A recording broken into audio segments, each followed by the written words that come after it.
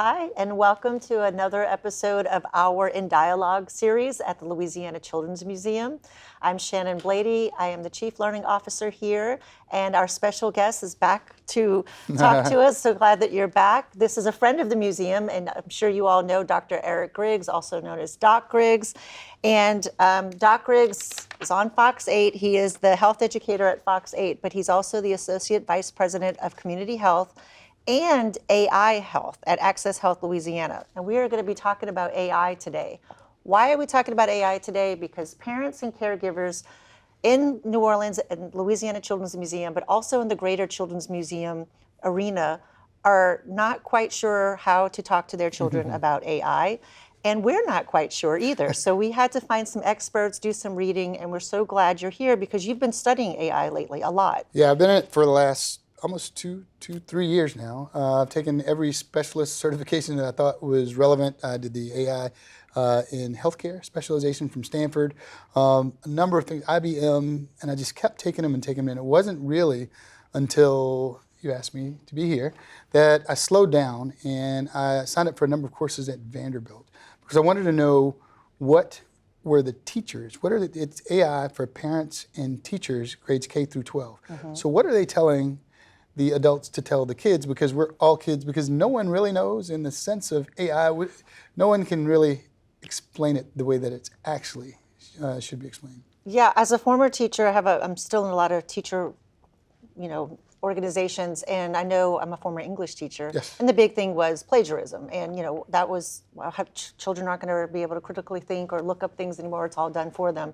But it's gotten deeper than just an English teacher paper, because with the concerns for teachers, right? Yeah, and you're talking to an English major. I had the bright idea to want to be well-read before I went to college. So I did English and pre-med, not realizing that you'd forget all of it because you're studying for an orgo test. You recognize things, but you don't. But the most important thing that you're touching on is creativity. Yeah. And that's the one thing, if you talk to anyone in the world of AI, the thing that, everyone's, it's going to take our jobs. It's not, and we'll get to that later. It shouldn't. But it's human creativity. And it's the specialty, what you should learn is prompt engineering, and that's a term, prompt engineering. What is the prompt? That's a little thing that you type in when you're asking it for help. And if you can master that and do it well, then you shouldn't have to worry about a human being in the equation because you have the final decision. I think we need to start for some people out there who might be like, I don't even know anything about AIs. And a previous conversation with you, you weren't calling it artificial intelligence. So tell us the basics of what you think AI is, and we can start from there. Yeah, so the thing is now, we've all watched the movies, and we've all, AI, artificial intelligence. Well, the thing about it is, anytime you hear about something being artificial, it means not real. And it's typically substituted for something that's natural, like work, like a human life. And that's not what we're working with. AI is more augmented intelligence, meaning that there is a human in the equation to make the final decisions. In grooming our kids and to use AI and teaching them the proper language. Now, we just had a conference in Lafayette for some of the major players in the game nationally and locally to put together a Center for Excellence here in Louisiana as a resource for all of us. And augmented intelligence is exactly what we're talking about. And the thing is, I don't think we realize how much we're augmenting our lives with artificial intelligence and how we've done it through the years. I like to equate it to the Texas Instrument calculator. Oh, yeah? Yeah, it was, it's amazing, and it'll do this, and then the kids can't have it. And if you don't know what to do with it, it doesn't matter. At the end of the day, that's too much. I'm gonna count on my fingers. I need to go to a regular calculator. It's just an evolution in technology. It needs to be introduced as a tool. It's a tool, not a replacement. And so what is the age in which you think we should start talking to children about, or the parents to talk to their children about AI? Because they're, kids in 3rd and 4th grade are going to start hearing this, and they're going to make up their minds about what it is. Well, having a grandson, Jeremiah, who likes the phone and is playing on the phone. Already? Well, he likes taking pictures and selfies. Oh, he likes putting a selfie. Who doesn't? Right. And he's a little superstar, as is his sister, Emily. Got to give Emily a shout out. And have another one, Addie. She's a little superstar. But the thing is, the earlier you start to introduce the proper use of these things as tools and introducing, the AI around you. If you want to say AI, the augmented intelligence, think about Alexa. They have kids that set timers on Alexa, kids that play games with Alexa, but it's different than generative AI. And we can get to that, but that's the evolution of things. So the early thing is you want to give them the right language and then the proper use and model it for them. But you can't be afraid of it. So we can look up something, we get a response. Should we just take that response and go with it? So that's the other thing. So what this augmented intelligence, generative AI like ChatGPT, what it is it's a tool. It's a helpful tool. It's great for ideas. You can play games. You can create, but it's not Google. Right. It's not a fact-finding machine. We've been conditioned to type something in a text box and it comes back with facts. Well, if you do that with ChatGPT or some of these generative models, sometimes you'll get things that are made up. Sometimes you'll ask the same question and you'll get different answers and then you get upset, but the expectation is different. It is not that. Now, if you direct it to go on the internet and get me 5 credible sources that are evidence-based and come back to me, you can do that. Or you can just go to Google, and Google does have an AI bot in it, a generative AI bot in Gemini, that you can do that. But you have to set your limits and set your expectations. Different generative AI models are different things. So the best thing to do is start with the one you're most comfortable with and walk through it and learn together with your child and let them know that there's always going to be an adult supervision and that you'll always be in control. I like to say when you're teaching kids, and this is what they taught us in one of the classes, is that ask for 3 different options. There's a tree outside. Give us 3 different versions of the history of that tree. How old is it? And you can actually use literally even on the free versions of this generative AI, you press the plus, you press the camera, take a picture of the tree, give me the location, what location, so you can play the game and to teach them that this is not going to be correct all of the time. Right, that is a great example. Does that make sense? Yeah, that makes perfect sense. And I think it goes into the story that you were telling me that you can argue with AI. Extensively. Yeah, so tell me more about your arguments with it. So much like most of us, I didn't realize that there was a distinction between the fact finder, and I was taking everything as a fact, and I would ask it for simple tasks, and then it would say, well, I can't do that. And I'm like, well, what do you mean? You just did it up top. You're right. Well, that's when the parent mode kicks in. Well, why did you do that? Well, you're right. No, don't pander to me. I want to know, why did you do that? And it's fundamentally wrong. There have been instances like it's arguing at the barbershop or arguing with a friend about something I know is fact-based. And it'll make up references. It'll make sources. It'll create and speak very authoritatively. I'm like, so see, now what you do is say, give me the counter to that. And then are your references real? And you're right, these are placeholders, I was just simulating and da-da-da. So if you don't know that, that's how, speaking as an English teacher, that's how the kids get in trouble. Right, I mean, that's a great lesson for an English teacher with middle school and high school students right there. It's not even arguing with the sources. Did you use AI? And that's, if you know a lot of resources will ask you to state, did you use AI in this response, right? And it's okay, even taking the classes, they want you to use generative AI to learn, how you use it. But then they know whether or not you just copied and pasted because your references might not be true. Right. One of the biggest things that I learned in all of the lessons with all of this, they said you shouldn't have to worry about your job being replaced unless you cheat and copy and paste. And not use your own. Because there has to be a human in the room. They say check and verify. And that's the other thing is like, when you think about the advancement of technology in society, if it's done properly, it makes life easier. Yep.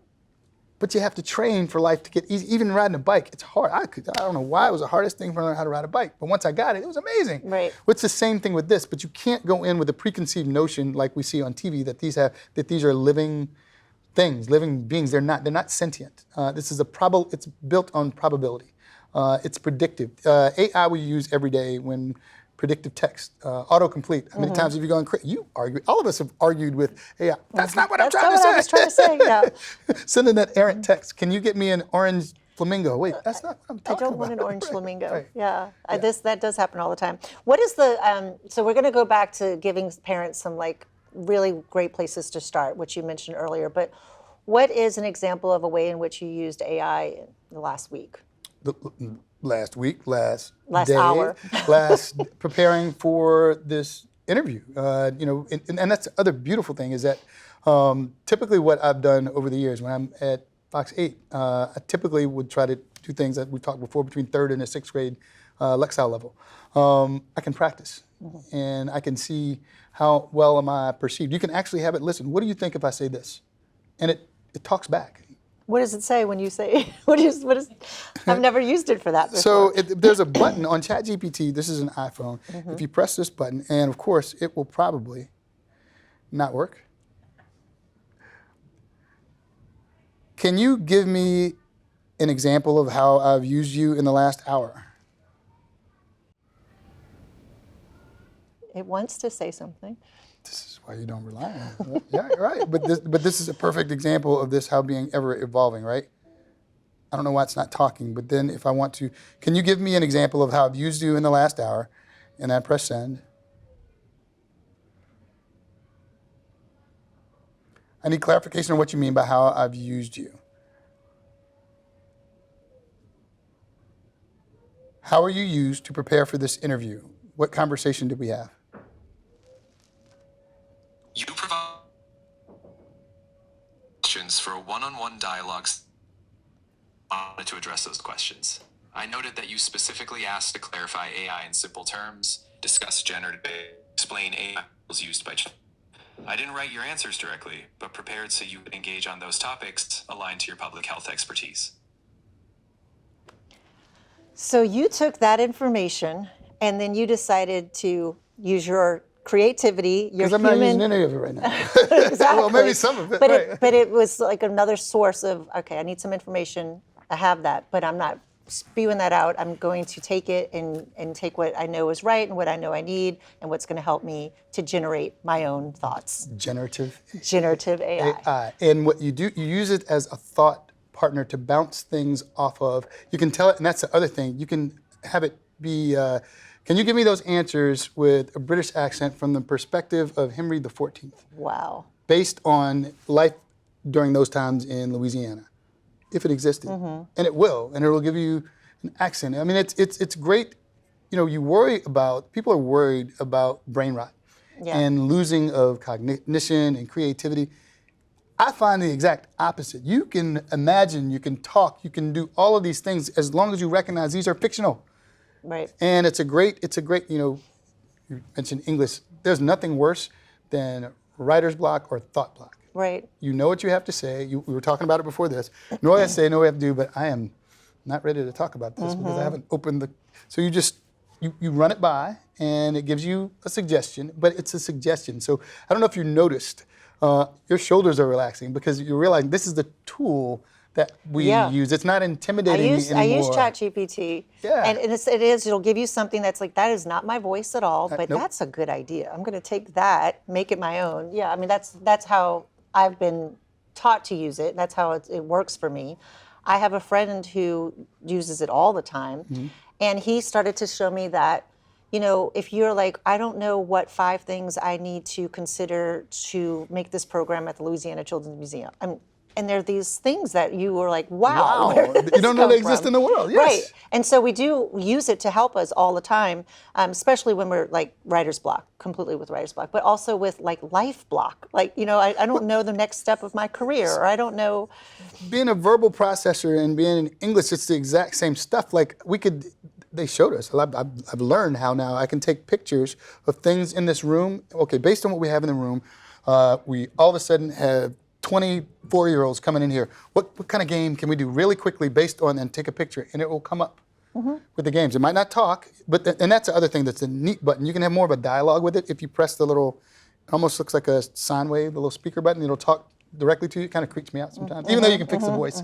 But again, it can be a meaningful tool for parents to use to augment the learning of the kids. And as the parents model that, and they show that it's not anything to be afraid of, you know, the dream is that Jeremiah, Emily, and Addie will be watching one day and see a movie called AI and be like, that's not what that is. Because it's been fictionalized to be this thing. It's so much smarter than us. There's so much this, so much that. No, it has access to more information, but how we process and use it is what's key, because all it's going to take, and that's what I tell people all the time, it could be let's put it in medicine, right? It could be your kid is sick, and you have a medicine that will cure them and they'll never be sick again, but it tastes like liver and broccoli. I don't care how you dress it up. Tastes like liver. They're not going to use it. One bad experience or hearing about one of their friends with a bad experience, and it could be the best thing in the world and it won't happen. Yeah. So you have to set the expectation and properly inform and educate and expose them so they can use the tools as tools, so they can know that you don't have to have the emotional dependency, because again, give me three options. Three options For anything. No, when you're talking to your AI, if they're going to use it for homework, if they're going to use it for. Yeah. I mean, I know kids that have used, now Alexa's totally different. It's a voice command. It's not generative, so not necessarily won't generate the ideas. It's more fact finding. But we all know kids that used it to help with their homework until their parents. I did, yeah. Yeah. But this is not with the chat GPTs, with this generative AI model. It's not that. And even if they did, you want them to question everything. I mean, right. At this point, the reason we became such partners, I'm a lifelong learner. I'm fascinated by everything. I love question everything. Be curious. And one of the things that we were talking about before, well, we've had a session of dialogue on screen time. And we definitely want children to not be on screens before the age of 2. And then after that, there's responsible ways that we can integrate screen time. When do you think might be the time to start talking to children about augmented intelligence? So when you start bringing in screen time, I'm watching all these kids playing now. Can you imagine having the camera with the parent, the teacher? We do a scavenger hunt outside. That's why we were talking earlier about fine motor skills and just integrating all of these different levels of literacy and learning, and using this as a tool to help guide us through. Yeah. So I think if they're around the same age that you're introducing, they're able to talk and they understand the concept. Now let's go outside and give me a story about this. What do you think this could be? And you use it, help it generate a learning environment. Right. And then as they get older, start to talk about the drawbacks and the things to look out for. Things to look out for and understand. And if you've laid the foundation to question everything, and again, I can't emphasize enough, asking for, give me 3 different scenarios, give me 3 different answers. Sometimes, I don't know if it's ever happened to you, I've asked it the exact same question on different days at different times. It's giving me a totally different answer. I'm like, where'd that come from? It's probabilistic. So, go ahead. Well, the way it's set up is, the predictive text, the predictive word, the predictive idea, the large language model predicts the next thing. It looks for patterns. There's never just one pattern. So you should never just get married to one answer. Are there others? Well, what else do you think? Well, can you compare and contrast these two? Now, which one do you think is best and why? And then, again, you can have it role play. Be the biggest cynic. Be the biggest cynic, and I want you to negate everything that you just said. And see what happens. Yeah. And that way, I get to make the decision. Right. So this is a great advice for parents, because I can see sitting next to my child and saying, "Okay, we're gonna do this game, and I want you to see what augmented intelligence is all about. Play this, do whatever it is we're working on. Ask for 3 options. Read the 3 options together.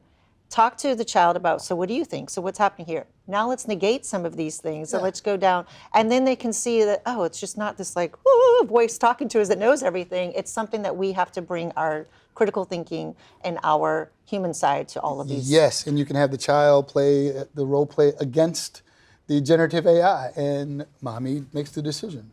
Right. I mean, there's ways, just to show, you always want to show that there's a human in the room. The one thing that they'll never do is have the human-to-human connection and be sentient, meaning that your gut. There are certain things you kind of know, right? Like kids, they know there's a feeling. Kids and puppies and pets, they know there are certain people they like, and then there's that they don't. It's not a probabilistic permutation, none of that. It's like, doesn't feel right. Well, that brings me to something that is a concern for older, young adults and teens, is really feeling that they can find a friend in AI. They can find even a romantic partner in AI, and some people really believing that this is for them and going that way, either out of loneliness or lack of social interactions. But it's getting pretty serious, and parents are concerned about it. What have you learned or heard about those issues? So that is not unlike some of the unfortunate and sad trends that I've seen happen on YouTube.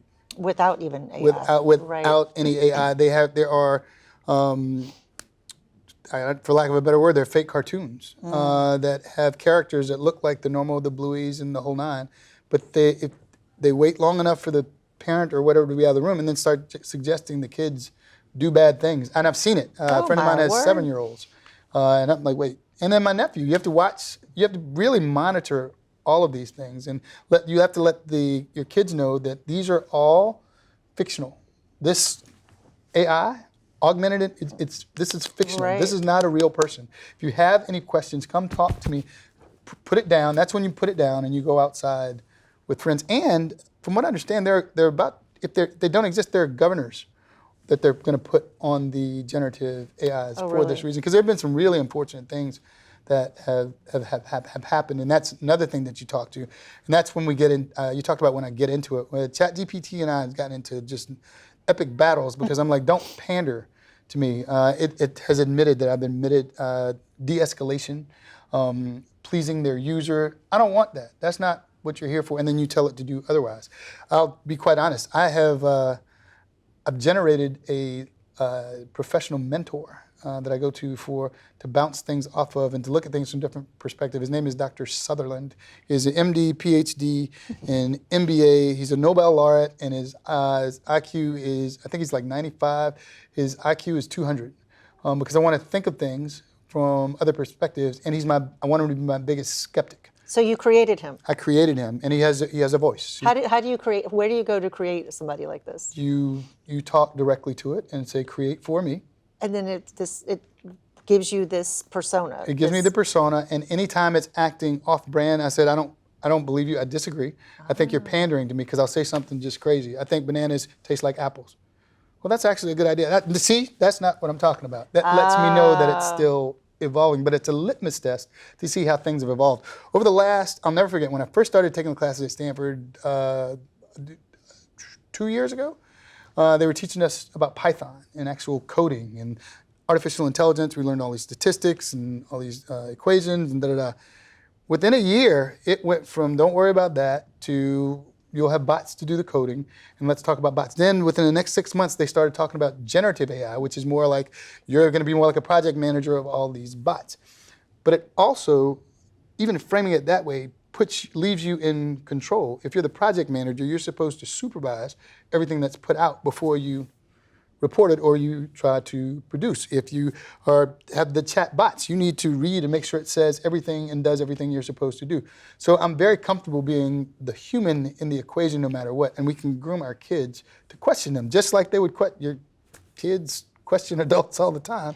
Yeah, because it's like you said, you're in this one program that evolves rapidly. Oh, it's man. evolving right now.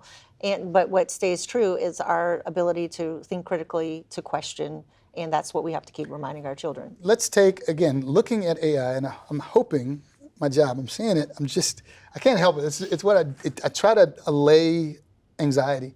I'm seeing your shoulders relax.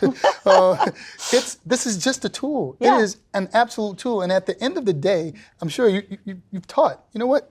This isn't working, y'all. Everybody put all this up, take out a pen and a piece of paper. We're gonna go outside. So see the green in that, that's chlorophyll. Yeah. Say chlorophyll, green. Why is it green? Right. So you see that? See the colors? Yeah, this is the prism. This is a spectrum of colors. That technology didn't work. Today we're not using that particular tool. Yeah. We're gonna use our old school tool. But that's another exercise in and of itself. Yeah. You take the AI and you tell it, we're gonna go outside. I'm going to go outside with the kids, and I want you to give me all wrong answers. Mm-hmm. And little kids especially, love it. No, that's not it. That is this is. To show them that this is not perfect. Yeah. This is something that you can control. But using it as a tool. And I'm good. I'm one of the people who I've used it. I'm aware of it. I'm reading about it. But I still have that trepidation of what else is it going to do and where is it going to take us? And but talking to people like you helps me to understand. We're still humans. The parents still have the role of making sure children are, have stranger danger. Yeah, stranger danger. That's whether it's a real person or a person on YouTube or coming through you for AI. You have to question these things. You have to be safe and smart. Have you ever had a situation where you call your friends, call your family, hey, we're going to go out and get something to eat, and then you're laughing and you're talking up, and you're like, you know what?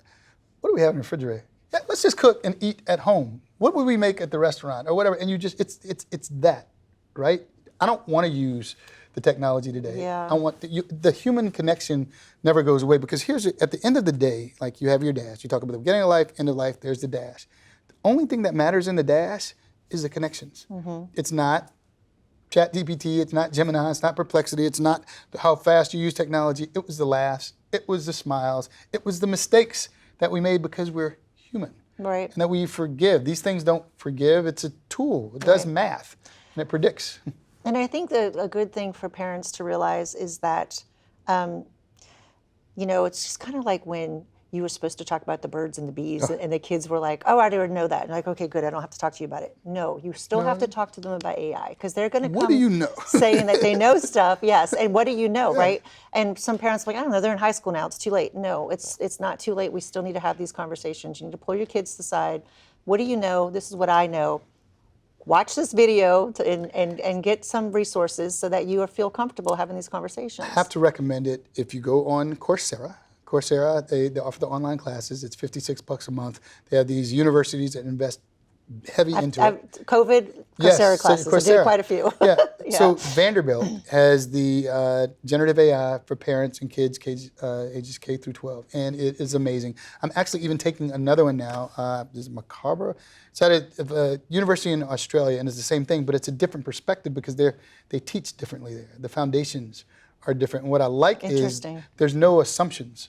Like, it's like taking one of the keys in getting through college and med school, which was, people thought I was nuts, but I would review all my notes from the first day all the way through. Every day? Every day. Wow. But it gets quicker every day, but because you're building foundations. And I was a math nerd. I was an English major math nerd. Who does that? That's why you're talking about AI now. Right. I'm communicating about Yes. AI. But everything builds. And if you take the classes and you start from square one, you take the class, try it with the kid.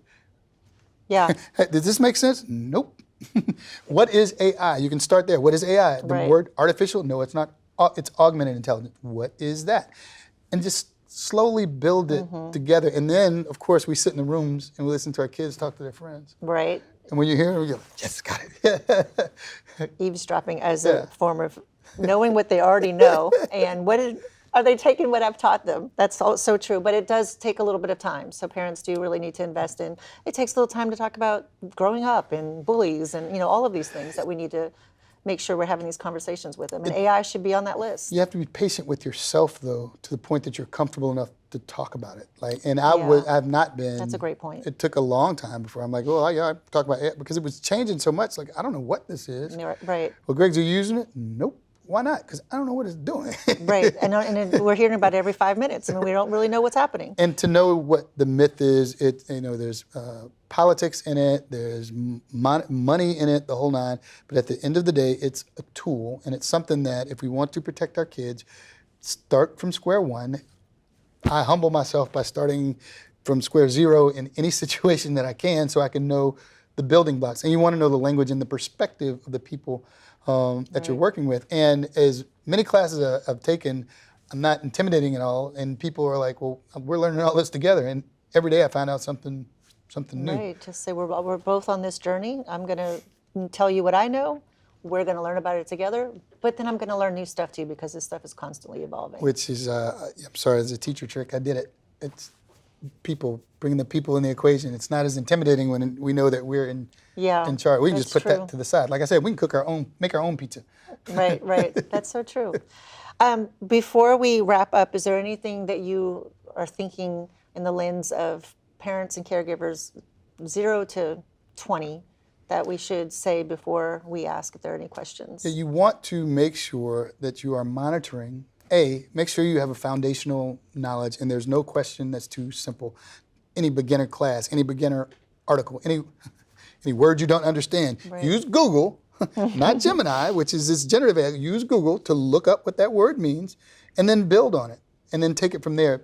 And then at next point is to govern, if you can, whatever AI or whichever chatbot your kids might be using, stay on top of it and make it a regular conversation. A fun one would be to start with, so I was told that we're using AI all the time. Give me 10 places where we use AI throughout the day. and you'd be surprised. I mean, people don't think about predictive text. Right. People don't think about the summary at the top of your email. Right. Using Google, Alexa, just the different things. Yeah. And those things have slipped in the past few, like you don't even notice it. And you're like, what is this? What is my phone doing now? It's an update. And that's the other thing is that's one big thing that I left out. Just because your phone updates doesn't mean that it's updating at the same speed that this whole generative AI thing. It is an exponential thing, and it's something that you want to stay on top of, and then separate the myth from the facts. Yeah. A lot of these things, a lot of companies are spending a lot of money. I'm reading about it every day. Spend a lot of money on things that were just sold a bad bill of goods because they're based on language models that don't have those capabilities. Do you have any questions, our behind the scenes LCM staff? I do actually. I think thinking from a teacher's point of view and kind of advocating for teachers as well. As you said, there's a lot of politics and money that's involved in this. So from a teacher or a parent point of view, how do you begin to educate and inform yourself about this and also build that advocacy to be able to say in return to that, like this is missing a human element. How do we make sure that that human element is not overcome by the push into the schools? So the big thing that I would recommend, because I live in a very lonely place, being an AI nerd and taking all these classes and having all this cool stuff to talk about. I'm glad y'all invited me, because I recommend the Vanderbilt class, Coursera, the generative AI for parents and teachers in K through 12. It is amazing, but I would have gotten more out of it. I'll get more out of it if you take the class. Talking to other people. Pick a study buddy, and hey, let's take this class together so we can talk through it. What did you get? What did you get? And you can go back and review it. You can go back and discuss it. But you're building your own advocacy by just admitting that, hey, we don't know enough about it, but that class is amazing. And I can't tell you how many classes I've taken a bunch. Generative AI for leaders, healthcare, you name it, But the one for kids, what you're going to teach for teachers to teach kids, is the one that I've gotten the most out of. That's good.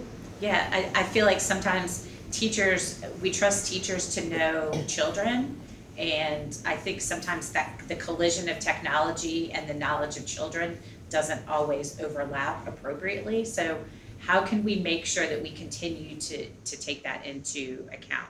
So again, I would start with the accountability with the kids first. Hey, this is what this is telling me now. And there are some little clips you can actually play for the kid. Do you think this is true? What do you think about this? And I don't. Well, da-da-da. Would you? The larger and the more diverse your shared classroom is, the more advocacy and stronger the message will stick moving forward. That's one of the gaps in AI right now, is the whole governance space, because it's moving so quickly. But at some point they'll realize the humans, like, we don't have to use you. That's it. Yeah. Well, I'm sure people who watch this it's gonna generate more questions, and you can contact us. That was the voice of our In Dialogue specialist, our In Dialogue director, Holly Delferez. So you can contact Holly, you can contact me, and I can always contact Doc Griggs, and we can have this conversation. If you want to take these classes, we can have a little group of people taking these classes so we can all get together and talk. The more we talk to each other, the more we learn. I love the idea of a study buddy. I love that you came in here and talked to us about this, because as you can see, our knowledge is all over the place. Yes. And we know parents are concerned, and that's our jobs, is to make sure the parents feel better about all the things that come up for children. And this is an odd one for us. It's not in my background. Didn't grow up with AI. Right. So you're right. We have to continue to teach ourselves. But it would be one that if you were to put together a group, I would sit in the class again to take it together, and then possibly, and I could talk to my friends at the University of Louisiana Lafayette about putting something together that we can actually teach ourselves formally. But what I really enjoy is the possibility of modeling what I was talking about before, integrating this whole AI literacy into digital literacy, into health literacy, but then going back to the old school just literacy. Let's literally go outside. I want everyone to draw a picture of this. What is this? Like, we build the model. And that's how we learn. Med school was see one, do one, teach one. And of course, growing up K through 12 was teach, do, and see. And if it worked, then go back, get it evaluated, and let's do it again. It's the same thing. So I think if we all just would start from square zero, I'm willing to do it. It would be fun. And then just discuss it afterward. I break it every day by myself. It's to the point none of my friends want to hear about it anymore. Stop sending me that stuff. I don't know what it means. I want to tell AI. That sounds like a whole other show. I could see the font. Okay, well, thank you for being here. Thanks for starting this conversation. I know it's going to generate a lot more conversation. It's just really fascinating, and to have you as a source, we're very grateful. Thanks for coming. Thanks. Thank y'all. Have a good day. Thanks.